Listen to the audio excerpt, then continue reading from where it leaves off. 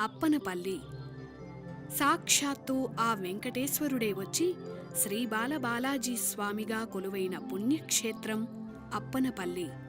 జేగంట కొట్టి 7 ప్రదక్షిణలు చేసి స్వామీ నా కష్టాలు తీర్చు, నా ఉన్నతిని గమనించు అని ఒక మొక్కు మొక్కితే చాలు, కోరిన వరాలిచ్చే బాలబాలాజీ కట్టెదురే ఉన్న అద్భుత క్షేత్రం అప్పనపల్లి.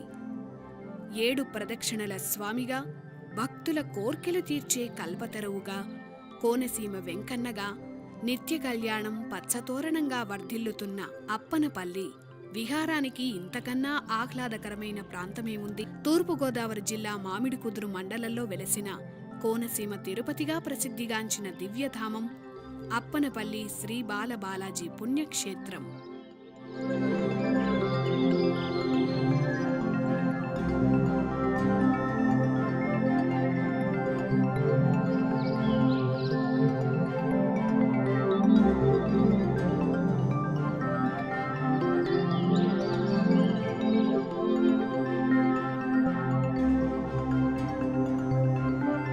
ఈ ఊరికి అప్పనపల్లి అనే పేరు రావడం వెనుక స్థల పురాణ గాథ ఉంది.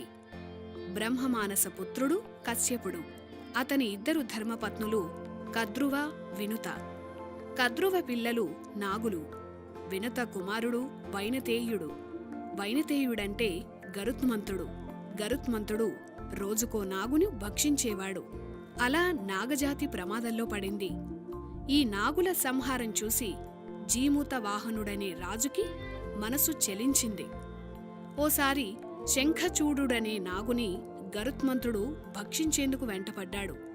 అప్పుడు ఆ నాగును కాపాడేందుకు ఆ సర్పానికి బదులుగా జీమూత వాహనుడు దేహార్పణ చేశాడు. అలా దేహాన్ని అర్పించిన ప్రాంతం అప్పనపల్లేనని స్థల పురాణం.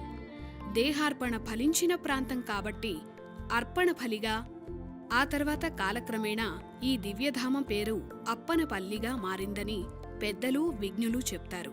చనిపోయిన సర్పాలకు ఉత్తమ గతులు కల్పించాలని తన ఆత్మార్పణ సమయంలో జీమూత వాహనుడు కశ్యపుడిని కోరాడు.